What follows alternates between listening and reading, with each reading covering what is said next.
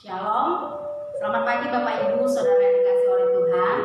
Bersyukur kepada Tuhan pada pagi hari ini kembali lagi kita bersama-sama. Kita mau masuk dalam hadirat Tuhan. Kita mau meninggikan, memuliakan nama Tuhan. Mari sebelum kita masuk dalam ibadah kita pada pagi hari ini, kita ambil untuk waktu saat teduh sejenak.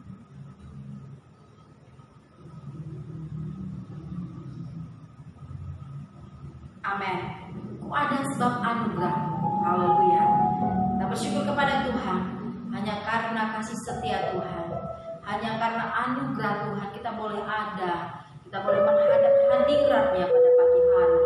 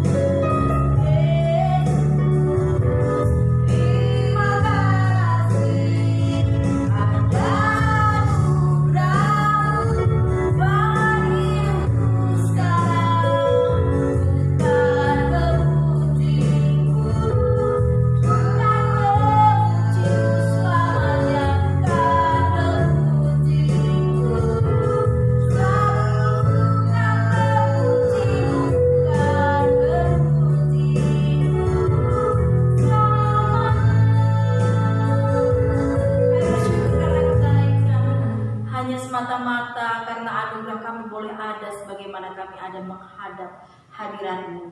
Kami bersyukur untuk keberadaan kami Tuhan. Engkau yang melayakkan kami di hadapan hadirat-Mu, kami memuji, kami menyembah Engkau. Terpujilah nama-Mu ya Tuhan. Bahwa pertolongan dalam ibadah ini datangnya dari Tuhan Allah pencipta langit dan bumi yang tidak pernah meninggalkan ciptaan tangannya. Turunlah atas kita kiranya sekalian berkat damai sejahtera dan sukacita dari Tuhan Yesus Kristus. Haleluya, amin. Di nama Tuhan kita mengangkat satu pujian kepada Tuhan. Tuhan menetapkan langkah-langkah orang yang hidupnya berkenan kepadanya. Haleluya, haleluya. Jadi bahwa hanya orang yang berkenan kepadanya, Dia tidak akan membiarkan kita jatuh dan tergeletak, tetapi tangannya yang menopang dan mengangkat saudara dan saya. Haleluya. Tuhan menetapkan. Tuhan menetapkan langkah-langkah orang yang hidup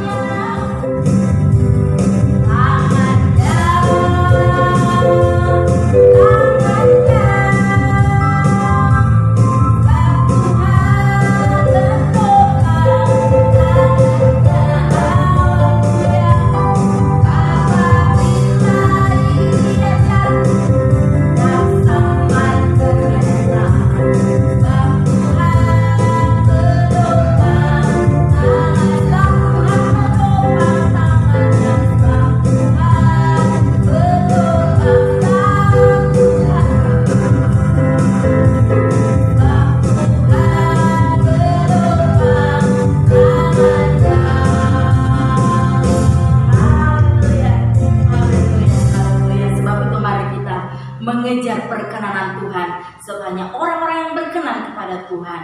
Dia memberikan kekuatan, kemampuan, menopang setiap langkah kita. Puji Tuhan, kita akan menyiapkan hati kita untuk kebenaran firman Tuhan. Semua yang menyenangkan hatimu, semua yang memuaskan hatimu. Haleluya. Kita mengangkat pujian ini. Yang menyenangkan hati Tuhan, yang memuaskan hati Tuhan, itulah yang berkenan di masa tua. Kita rindu mengejar semuanya ini.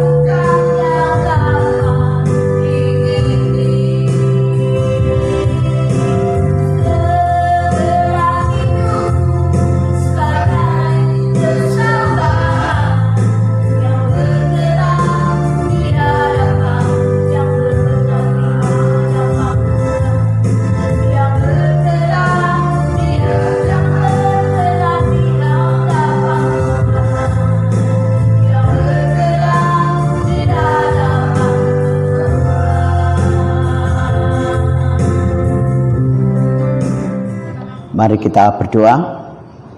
Bapa di surga, di dalam Tuhan Yesus Kristus, kami bersyukur pada kesempatan yang indah pada pagi hari ini. Kami mau merenungkan firman-Mu, mari urapi hati pikiran kami, supaya kami beroleh kekuatan dari firman-Mu ya Tuhan. Terima kasih ya Tuhan Yesus, terima kasih Bapa. Bekerjalah oleh Roh-Mu yang kudus atas hati dan pikiran kami. Dalam nama Tuhan Yesus, haleluya. Amin. Salam Bapak Ibu Saudara yang terkasih di dalam Tuhan Yesus Kristus. Kita masih melanjutkan akan tema kita pada minggu yang lalu, 5 gadis bijaksana ya. 5 gadis bijaksana, 5 gadis yang bodoh. Kita akan belajar dalam menghadapi, mempersiapkan diri untuk menyambut kedatangan Tuhan Yesus yang kedua kali dari 5 gadis yang bijaksana. Pada saat ini, sebelum kita jauh mengupas tentang bagaimana gadis-gadis bijaksana itu mempersiapkan diri untuk yang namanya menyongsong kedatangan Tuhan Yesus yang kedua kali, kita akan belajar dulu mengenal tentang hikmat, Bapak Ibu.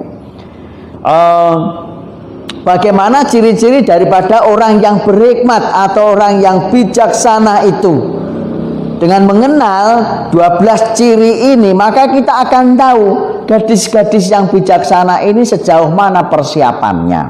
Ya, Bapak Ibu Saudara yang terkasih di dalam Tuhan Yesus Kristus, kita buka di dalam 1 Raja-Raja pasal yang ketiga ayat 9. Maka berikanlah kepada hamba-Mu ini hati yang paham menimbang perkara untuk menghakimi umat-Mu dengan dapat membedakan antara yang baik dan yang jahat, sebab siapakah yang sanggup menghakimi umat-Mu yang sangat besar ini. Di sini kita melihat bahwa hikmat itu sangat-sangat penting di dalam kehidupan kita, terutama di situasi-situasi yang ada saat ini, supaya dengan adanya hikmat kita tidak gegabah untuk berbicara, tidak gegabah untuk berkomen, tidak gegabah untuk yang namanya penyalahgunaan daripada media-media yang ada, sehingga kita tidak menjadi orang yang mengumbar pernyataan maupun perkataan dimanapun kita berada. Bapak Ibu Saudara yang kasih dalam Tuhan, kita akan melihat 12 ciri orang yang berhikmat, ya kan? Bagaimana ciri-cirinya orang yang berhikmat itu, ya kan? Yang pertama adalah orang yang menjadi pendengar dan pelaku akan firman Tuhan. Saya bacakan di dalam Matius pasal yang ke-7, ya, ayat yang ke-24 sampai 25. Setiap orang yang mendengar perkataanku ini dan melakukannya, ia sama dengan orang yang bijaksana yang mendirikan rumah di atas batu. Kemudian turunlah hujan dan datanglah banjir, lalu angin melanda rumah itu, tetapi rumah itu tidak rubuh sebab didirikan di atas batu. Dan di sini kita melihat, ya kan, bahwa seorang yang berhikmat pasti mendengarkan dengan baik, ya, bukan sekedar mendengar atau mendengar masuk keluar telinga kanan, keluar telinga kiri, masuk telinga kiri, keluar kanan, tetapi menjadi pendengar yang baik. Ada istilah itu kalau di dalam Ki Hajar Dewantara, ing ngarsa sung tulodo ing madya bangun karso tuturi handayani, ya kan? Kalau jadi pendengar sebagai orang, ya, kalau jadi pendengar menjadilah pendengar yang baik, ya. Di saat kita akan menjadi pelaku, pasti akan menjadi pelaku yang baik. Nah, pendengar yang baik itu bukan berarti mendengarkan ini toh saja, enggak Bapak Ibu. Mendengarkan dan menikmati, merasakan bagaimana kebenaran firman Tuhan itu dinikmati oleh kita masing-masing. Nah, di sini kita melihat bahwa orang yang ada di dalam cerita ini, firman Tuhan ini adalah orang yang mendengar dan melakukan firman Tuhan. Yang kedua, kita dalam 1 Korintus pasal 3 ayat 10 sampai dengan 11. Dasar dan bangunan. sesuai dengan kasih karunia Allah yang dianugerahkan kepadaku, aku sebagai seorang ahli bangunan yang cakap telah meletakkan dasar dan orang lain bangun di atasnya. Tetapi tiap-tiap orang harus memperhatikan bagaimana ia harus membangun di atasnya. Karena tidak ada seorang pun yang dapat meletakkan dasar lain daripada dasar yang telah diletakkan, yaitu Yesus Kristus. Jadi ada keseimbangan. Bagaimana orang mendengarkan dengan baik itu akan menyesuaikan dirinya dengan apa yang didengarkannya, Bapak Ibu. Artinya apa di sini kita melihat? Mendengarkan imbang dengan perilaku. Bukan hanya sekedar mendengarkan tapi tidak sesuai dengan perilaku. Jadi kita harus sesuai dengan perkataan kita, sikap kita, ya kan, tingkah laku kita dengan apa yang kita dengarkan. Kalau kita tidak sesuai dengan apa yang kita dengarkan, berarti kita hanya sebagai pendengar, bukan pelaku. Berarti apa? Tidak akan ada menerima manfaat. Kalaupun menerima manfaat akan sangat kecil sekali. Kenapa? Karena hanya mendengarkan, bukan jadi pelaku. Firman akan hidup dalam hidup kita kalau kita menjadi pelaku firman, ya kan? Kenapa? Karena Bapak Ibu Saudara yang kasih dalam Tuhan, iman tanpa perbuatan tidak ada artinya, tidak bermanfaat. Nah, di situ. Yang kedua, tahu keadaan yang akan datang dan tindakan. Jadi memiliki pemahaman tentang keadaan yang akan datang, yang akan dilalui, dan juga memiliki tindakan. Tidak hanya tahu tapi nggak ada tindakan, ya kan? Oh, tahu besok akan ini, tapi nggak ada tindakan. Jadi tidak seimbang. Amsal pasal 6 ayat 6 sampai 8. Hai pemalas, pergilah kepada semut, perhatikanlah lakunya dan jadilah bijak. Biarpun tidak ada pemimpinnya, pengaturnya atau penguasanya, ia menyediakan rotinya di musim panas dan mengumpulkan makanannya pada waktu panen. Nah, Bapak Ibu yang kasih oleh Tuhan, semut tidak ada yang merintah, tapi selalu bekerja siang dan malam selama ada waktu, ya kan, ada kesempatan. Beberapa waktu yang lalu, hari yang lalu, saya itu tidur di gereja sama Paul. Kami itu tidak bisa tidur semalam karena nyamuknya, ya kan, walaupun AC-nya sudah dinyalakan, kipas nyala, tapi nyamuk tetap menyerang. Nah, begitu pembunuh nyamuk raket itu, begitu kita tebaskan, sehat, berbunyi, trek, ya kan, nyamuknya jatuh. Bapak Ibu yang dikasih oleh Tuhan, apa yang terjadi?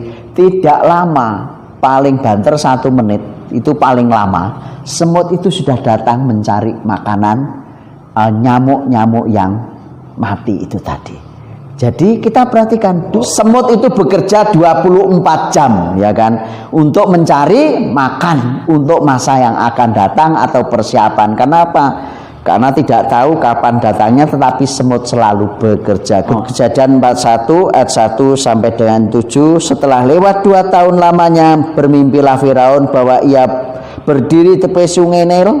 Tampaklah dari sungai Nil itu keluar 7 lembu yang indah bangunnya dan gemuk badannya, lalu memakan rumput yang di tepi sungai itu. Kemudian tampaklah 7 ekor lembu yang lain yang keluar dari dalam sungai Nil itu, buruk bangunnya dan kurus badannya, lalu berdiri di samping lembu-lembu yang tadi yang gemuk di tepi sungai itu. Lembu-lembu yang buruk bangunnya dan kurus badannya itu memakan 7 ekor lembu yang indah bangunnya dan gemuk itu. Lalu terjagalah Firaun. Setelah itu tertidur pulalah ia dan bermimpi kedua kalinya.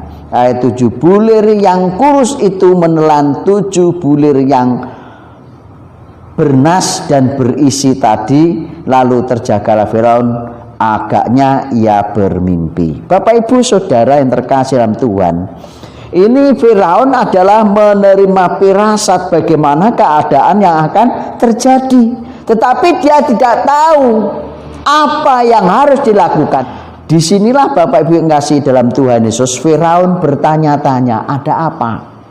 Kemudian Firman Tuhan kelanjutannya ayat 37, maka Yusuf itulah yang menafsirkan mimpi Firaun, sehingga Firaun tahu apa yang harus dilakukan.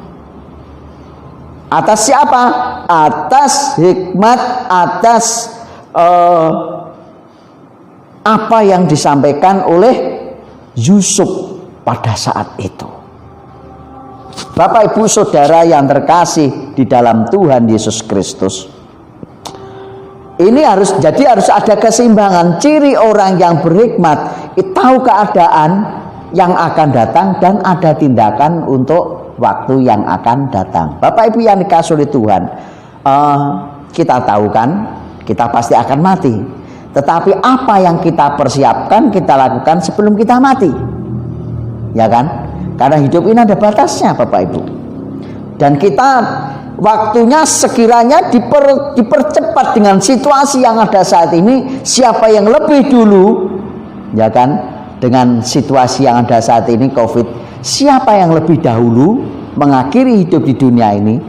Tapi yang terpenting, sudahkah kita siap dan mempersiapkan diri untuk waktu yang akan kita lewati yang jauh lebih panjang? Tindakan apa yang kita lakukan? Itu sangat penting, Bapak Ibu. Yang ketiga, orang yang berhikmat itu memperhatikan jalannya, ya kan? Memperhatikan jalannya. Amsal pasal 14 ayat 15, Yeremia 10 ayat 23. Artinya apa? Memperhatikan perilakunya, memperhatikan perkataannya, memperhatikan akan tingkah lakunya, ya. Jadi seimbang. Nah, di situ antara apa yang didengarkannya itu harus imbang dengan apa yang dilakukannya juga. Memperhatikan jalannya, jangan sampai perkataannya ke kanan, perilakunya ke kiri. Jadi tidak seimbang, Bapak Ibu. Nah, di situ. Makanya di sini ciri yang ketiga orang yang memiliki hikmat adalah memperhatikan jalannya. Hati-hati di dalam setiap perkataan, hati-hati di dalam setiap tindakan. Ya, jangan sampai merugikan diri sendiri bahkan orang lain. Nah, Bapak Ibu Saudara yang kasih oleh Tuhan, ciri yang keempat, menerima didikan, ya. Menerima didikan. Orang yang berhikmat dan akan memiliki hikmat itu cirinya adalah mau menerima didikan. Banyak belajar, mau dididik, ya, mau diarahkan, mau dinasihati. Kita lihat Amsal 9 ayat 8 sampai 9, ya. Janganlah mengecam seorang pencemooh supaya engkau jangan dibencinya. Kecamlah orang bijak maka engkau akan kasihinya. Berilah orang bijak nasihat, maka ia akan menjadi lebih bijak. Ajarlah orang benar, maka pengetahuannya akan bertambah. Nah, tapi kalau orang bodoh dinasihati mengumpat. Tapi kalau orang berhikmat, orang ingin bertambah hikmatnya, dinasihati, ditegur, ya belajar dari apa yang ditegurkan orang. Mungkin dia adalah mengingatkan saya, mungkin dia adalah menambahkan pengetahuan buat saya.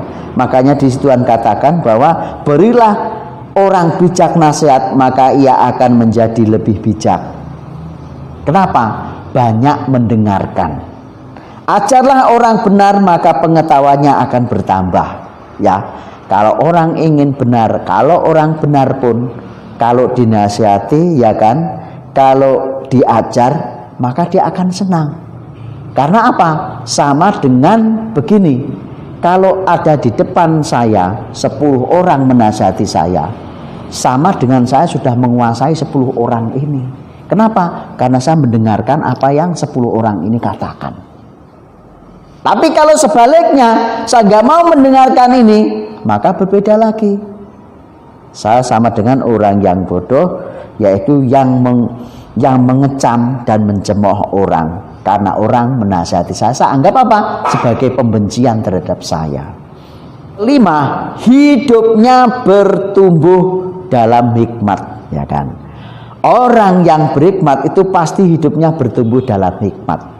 Karena tadi beberapa bagian sudah kita lewati, menerima didikan, menerima nasihat, ya kan, mendengar, menjadi pendengar dan pelaku firman, memperhatikan jalannya, dan pasti sesuai dengan ayat ini, orang yang berhikmat itu diajari senang dan untuk menjadi lebih bertambah akan hikmatnya. Amsal 1 ayat 5, Amsal 18 ayat yang ke-15. Yang keenam, hidup takut pada Tuhan. Bapak Ibu yang terkasih dalam Tuhan, hidupnya takut akan Tuhan itu bukan berarti kita mengasihi Tuhan atau kita tunduk pada Tuhan karena keterpaksaan. Tapi kita tahu bahwa Tuhan itu siapa. Itu yang terpenting, sehingga takutnya itu bukan takut karena terpaksa seperti zaman Belanda, rakyat Indonesia takut sama tentara penjajah Belanda. Kenapa? Karena pegang senjata. Kalau enggak tunduk ditembak. Nah, semacam itu. Tapi takut ini adalah takut karena menghormati akan kemahasucian Allah, kemahakuasaan Allah, dan maha adil Allah, dan maha pengasih akan Allah itu. Jadi dasarnya takut itu situ. Bukan karena terpaksa takut akan Tuhan. Maka itu kita akan menjadi salah satu ciri orang yang berhikmat, takut akan Tuhan. Takut akan Tuhan. Dalam firman Tuhan katakan bahwa kasihlah Tuhan Allahmu dan segenap hatimu, jiwamu, pikiranmu, kekuatanmu, dan kasihlah sama manusia seperti dirimu sendiri. Ada keseimbangan di sana. Amsal 1 ayat 7, Amsal 9 ayat 10, Amsal 14 ayat 27. Jadi hidup takut pada Tuhan, hidup penuh hormat kepada Tuhan, Bapak Ibu, ya, rendah hati dan penuh kasih. Ciri yang ketujuh adalah membenci ketidakbenaran, tidak suka dengan ketidakbenaran, ya, nggak puas, nggak bangga kalau ada ketidakbenaran. Amsal 8 ayat yang ke-13 saya bacakan. Takut akan Tuhan ialah membenci kejahatan. Nah, takut akan Tuhan membenci kejahatan. Nah, Bapak Ibu yang kasih oleh Tuhan, disinilah kita orang yang berhikmat itu ciri yang ketujuh, membenci ketidakbenaran, membenci kejahatan. Jadi tidak suka dengan tindakan yang jahat. Ciri yang ke-8, melakukan yang benar. Amsal 13 ayat yang ke-6. Kebenaran menjaga orang yang saleh jalannya, tetapi kefasikan mencelakakan orang berdosa. Nah, kalau kita biasa hidup yang benar, itu akan terjaga dari sesuatu yang tidak baik terhadap diri kita. Contoh Bapak Ibu yang dikasih oleh Tuhan, Bapak Ibu boleh mencoba, ini situasi COVID ya kan, coba Bapak Ibu membiasakan habis pulang dari manapun cuci tangan, cuci muka. 1 kali lakukan, 2 kali lakukan, 3 kali lakukan, 4, saya yakin hari ketiga dan keempat Bapak Ibu tidak melakukan, Bapak Ibu merasa risih, nggak nyaman. Kenapa? Karena menjadi kebiasaan gaya hidup yang sehat yang kita miliki, itu yang ada. Biasa hidup sehat, biasa cuci tangan, biasa cuci kaki, biasa cuci muka. Maka tidak nyaman kalau nggak cuci tangan, tidak cuci muka, tidak cuci kaki. Itu loh Bapak Ibu. Sehingga apa? Terjaga terus kondisi hidup kita. Amsal 11 ayat 3, Amsal 11 ayat 5 sampai yang ke-6. Ciri yang ke-9, menjauhi kejahatan, ya. Orang yang berhikmat, orang yang bijaksana adalah cirinya menjauhi kejahatan. Saya bacakan Amsal 14 ayat yang ke-16. Orang bijak berhati-hati dan menjauhi kejahatan, tetapi orang bebal melampiaskan nafsunya dan merasa aman. Nah, Ciri orang yang berhikmat bijaksana adalah menjauhi kejahatan. Amsal 14 ayat 16. Sekali lagi, orang bijak hati-hati dan menjauhi kejahatan. Bapak Ibu Saudara yang kasih dalam Tuhan, bukan sesuatu yang mudah, tetapi kalau kita serius di dalam Tuhan pasti akan bisa terhindar. Ya, kecil lah kalau terjadi masalah, mudah diselesaikanlah kalau terjadi apa-apa. Ciri yang ke-10, rendah hati. Ya, Amsal 11 ayat 2. Jikalau keangkuhan tiba juga cemooh, tetapi hikmat ada pada orang yang rendah hati. Nah, disinilah Bapak Ibu, orang yang rendah hati pasti akan memiliki hikmat. Kenapa Bapak Ibu? Mau mendengarkan, mau menerima nasihat, ya kan? Mau dinasihati, mau ditegur, maka dia akan menjadi orang yang bijaksana. Tahu apa yang harus dilakukan. Semakin banyak orang menasihati, itu semakin indah bagi orang yang berhikmat. Kalau sedikit orang menasihati, orang berhikmat pasti resah. Kenapa? Merasa kurang ilmu. Tapi kalau semakin banyak orang menasihati, dia akan semakin bersuka cita. Ya, salah satu ayat di sini katakan Amsal 18 ayat yang ke-12. Tinggi hati mendahului kehancuran, tetapi kerendahan hati mendahului kehormatan. Orang yang semakin rendah hati, maka semakin terhormat. Berbahagialah orang yang rendah hati, dia akan ditinggikan. Barang siapa meninggikan diri akan direndahkan. Firman Tuhan. Yang 11, memiliki pengertian. Nah, Bapak Ibu Saudara yang terkasih di dalam Tuhan, mari kita baca dulu firman Tuhan ini. Amsal 10 ya, ayat yang ke-13. Nanti Bapak Ibu akan tahu pengertian yang dimaksud itu pengertian yang bagaimana sebenarnya, ya kan?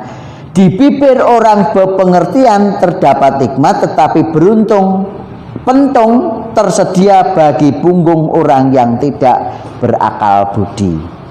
Pasal 14 ayat 33. Hikmat tinggal di dalam hati orang yang berpengertian, tetapi tidak dikenal di dalam hati orang bebal. Nah, Bapak Ibu yang kasih Tuhan, konsep pengertian itu bukan sekedar tahu, Bapak Ibu, ya kan? Konsep pengertian itu bukan sekedar ilmunya banyak, materinya banyak, bukan itu, ya kan? Tetapi yang dimaksudkan pengertian itu adalah semua itu ada pada orang yang memiliki pengertian itu sendiri. Jadi tidak hanya materinya banyak, tetapi orang yang imbang antara materi dan perilakunya, antara yang didengar dengan apa yang diperbuatnya. Contoh begini Bapak Ibu, kalau zaman beberapa puluh tahun lalu orang Jawa itu banyak mengecam begini, orang itu harus imbang dengan ilmunya, ya kan? Perilaku harus imbang dengan ilmunya yang diterima. Semakin sedikit ilmu yang diterima, maka semakin sedikit juga apa yang diperbuatnya yang baik. Kenapa? Pengetahuannya kecil, pengetahuannya tidak banyak, pengetahuannya sedikit. Karena apa? Beberapa faktor, mungkin tidak mau mendengarkan nasihat, mungkin karena suka memberontak, mungkin karena tidak mau ditegur. Sehingga pengertiannya sedikit, kecil sekali.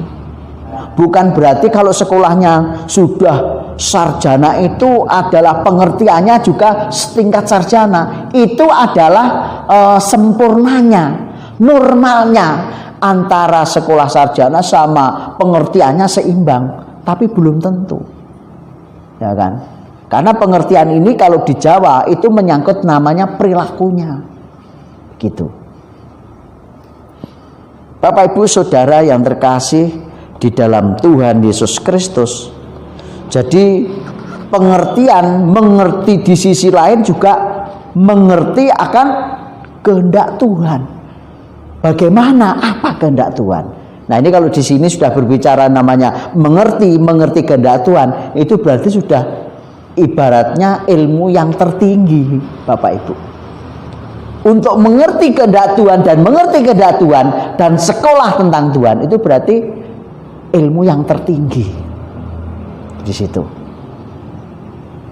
Bapak Ibu yang dikasihi oleh Tuhan, pada abad-abad sebelum 16 itu ilmu teolog, ya kan? Teolog itu adalah ilmu pengetahuan untuk mengerti tentang Tuhan dan Allah. Itu adalah ilmu rajanya di atas segala ilmu. Itulah sebabnya pada zaman seperti Martin Luther, ya kan, kemudian Calvin, Wesley, itu sebelum masuk sekolah teologi, dia itu harus sekolah umum dulu, harus lulus sekolah yang mungkin fakultas apapun, harus lulus, baru setelah itu baru bisa masuk sekolah teologi. Tapi setelah abad yang ke-16 semua itu berubah, ya kan, berubah. Apa? Ilmu teologi dianggap seperti ilmu rendahan. Yang tertinggi apa? Ilmu pengetahuan umum. Padahal ini pengetahuan yang menciptakan pengetahuan umum itu justru dianggap rendah. Di sini kita melihat bahwa apa? Tuhan digeser posisinya di sisi lain. Tuhan yang Maha Kuasa, Tuhan yang menciptakan digeser. Padahal yang menciptakan adalah Tuhan. Nah, ini Bapak Ibu yang terjadi. Yang terakhir, ke-12, ciri orang yang berhikmat bijaksana adalah menerima hajaran dan teguran Tuhan. Ya. Jadi kalau salah mau dihajar oleh Tuhan, kalau salah mau ditegur oleh Tuhan sekalipun. Nah, dan setiap orang yang berhikmat, Bapak Ibu, ditegur oleh siapapun, dihajar oleh siapapun, itu dianggap adalah dari Tuhan. Tidak, pada sekarang itu sudah manusia sudah berubah, demokrasinya terlalu tinggi sehingga lupa mana didikan yang benar dan mana yang enggak benar. Yang enggak benar bisa dianggap benar dan yang benar bisa dianggap tidak tepat. Sehingga ada penggeseran nilai-nilai, yang namanya penempatan nilai-nilai dalam hidup manusia digeser, yang duniawi dibalik di atas, yang rohani dibalik di bawah. Kita lihat di dalam Amsal 29 ayat yang ke-15. Tongkat dan teguran mendatangkan hikmat, tetapi anak yang dibiarkan mempermalukan ibunya. Bapak Ibu Saudara yang kasih dalam Tuhan, ya kan? Kalau orang itu ditegur, dimarahi, itu kalau orang bijaksana itu tidak akan yang namanya memberontak, tetapi justru mendengarkan, menerima.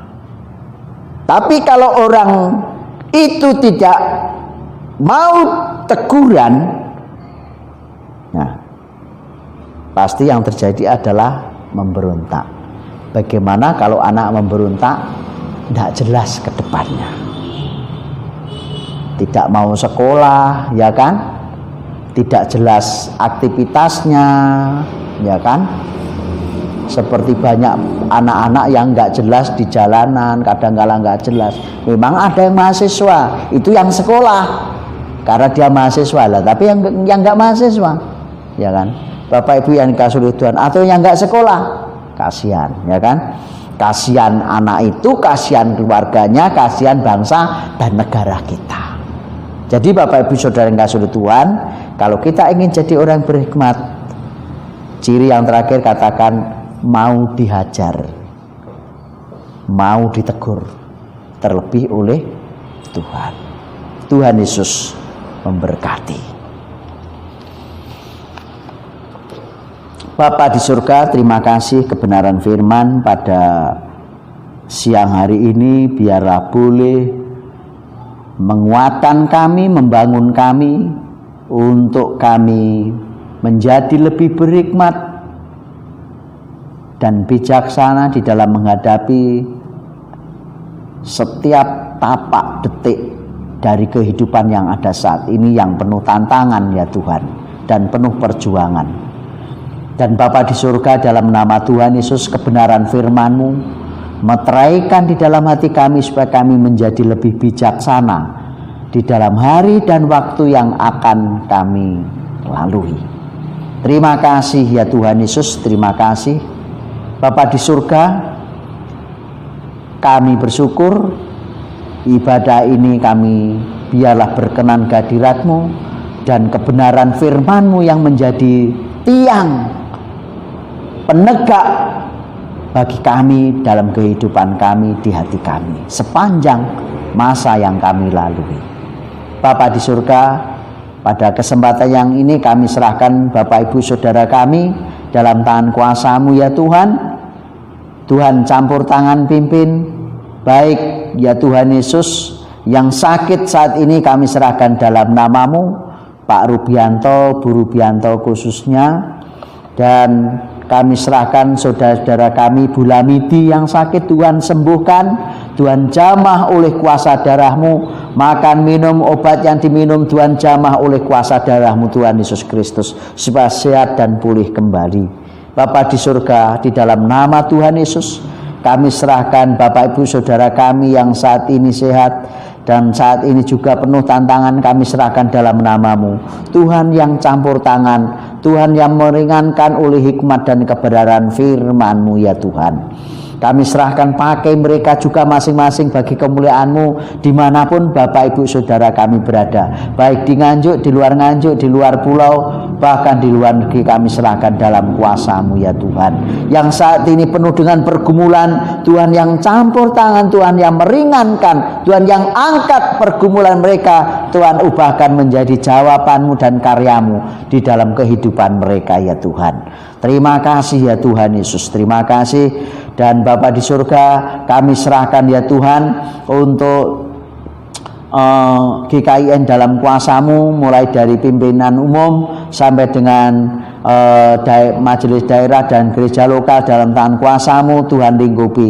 Bahkan kami serahkan saudara kami Bapak Pendeta Misal sekeluarga, Tuhan yang berikan kesembuhan, kekuatan, kesehatan ya Tuhan Yesus, supaya Tuhan yang campur tangan sehingga boleh kembali melayani ya Tuhan dalam situasi yang ada saat ini.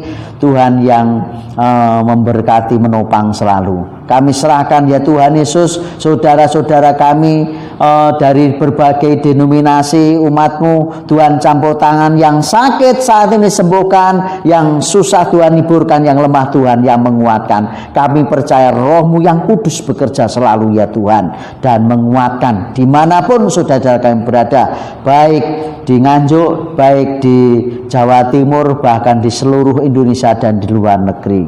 Kami serahkan ya Tuhan dalam nama Tuhan Yesus akan bangsa dan negara kami. Engkau campur tangan, kuatkan bangsa negara kami menghadapi tantangan yang ada saat ini ya Tuhan. Berikan hikmat bagi masyarakat, terlebih pemimpin-pemimpin kami dalam menghadapi semuanya, sehati sepikir ya Tuhan oleh pimpinan kuasa Roh-Mu Tuhan kami Yesus Kristus.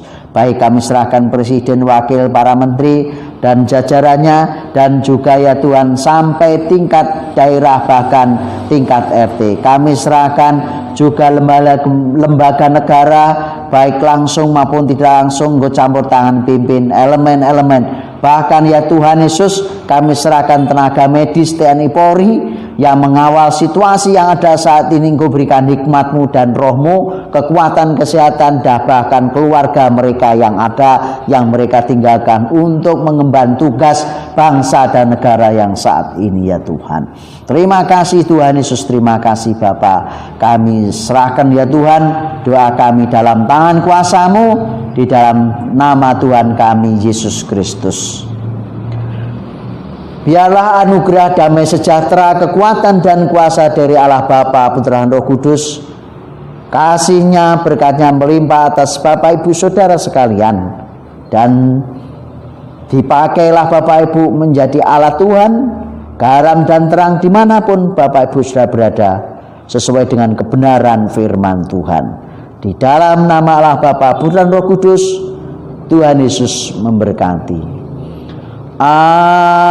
Amin.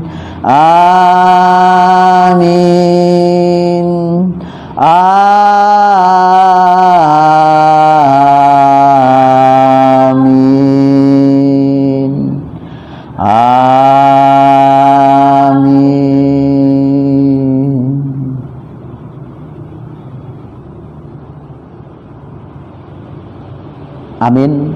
Selamat hari Minggu. Salam sehat. Tuhan Yesus memberkati. Jaga kesehatan Bapak Ibu Saudara dimanapun Bapak Ibu Saudara berada. Ingat 3M, mencuci tangan, jaga jarak, dan pakai masker. Nah, dan Bapak Ibu yang kasih dalam Tuhan, kita perlu maklumkan dengan kondisi yang ada saat ini Nganjuk. Mari kita saling mendoakan, khususnya saudara kita yang sakit saat ini, Bu Lamidi, Pak Rubianto dan Bu Rubianto, dan mungkin Bapak Ibu Saudara yang lain yang sedang sakit, tolong WA ke kami supaya kita doakan ya. Ikuti protokol kesehatan baik dari lingkungan setempat maupun dinas kesehatan setempat di Nganjuk maupun pusat, supaya kita ikut terlibat memutus mata rantai perkembangan COVID-19. Tuhan Yesus memberkati.